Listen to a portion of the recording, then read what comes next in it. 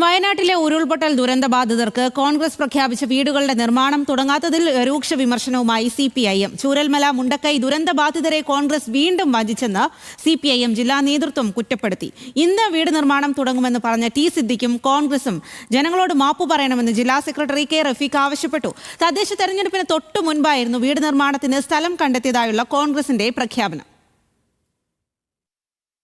ഈ മാസം രജിസ്ട്രേഷൻ നടപടികൾ പൂർത്തിയാകും. ഈ മാസം തന്നെ കോൺഗ്രസ് ഭവന പദ്ധതിയുടെ തുടക്കം കുറിക്കും.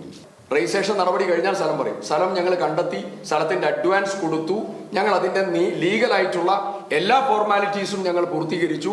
ഞങ്ങൾ അതിന്റെ നടപടികൾ, അതിന്റെ കോണ്ടൂർ മാപ്പിംഗ് പൂർത്തീകരിച്ച് അതിന്റെ ഡിസൈനിങ്ങിന് വേണ്ടി ഒരു വലിയ ടീമിനെ ഏൽപ്പിച്ച് നിർമ്മാണത്തിനുള്ള ഏജൻസിയുമായിട്ടുള്ള ഇന്ററാക്ഷൻ ഫൈനൽ സ്റ്റേജിൽ.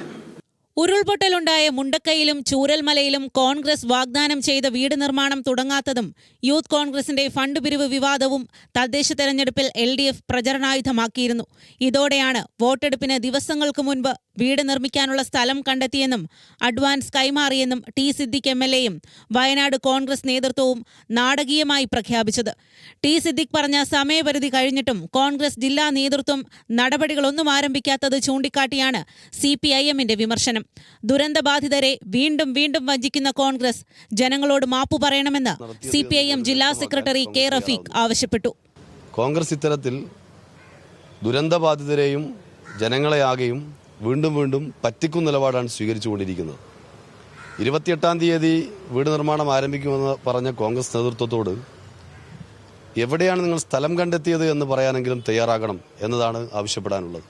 തെരഞ്ഞെടുപ്പിന് മുമ്പിൽ ജനങ്ങളുടെ കണ്ണിൽ പൊടിയിടാൻ വേണ്ടി ഇത്തരത്തിൽ തെറ്റായ കാര്യം പറയുകയും ജനങ്ങളെയും ദുരന്തബാധിതരെയും വീണ്ടും വഞ്ചിക്കുകയും ചെയ്യുന്ന കോൺഗ്രസ് പൊതുസമൂഹത്തോട് മാപ്പ് പറയാൻ വേണ്ടി തയ്യാറാകണം.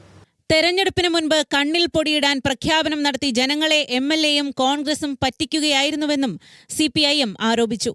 ഉരുൾപൊട്ടൽ ദുരന്തത്തിന്റെ 1-ാം വാർഷികത്തിൽ തന്നെ വീട് നിർമ്മാണം തുടങ്ങാനായിരുന്നു കോൺഗ്രസിന്റെ തീരുമാനം. എന്നാൽ മുസ്ലിം ലീഗ് കണ്ടെത്തിയത് തോട്ടം ഭൂമിയെന്ന് വ്യക്തമായതോടെ നിർമ്മാണം പ്രതിസന്ധിയിലായി.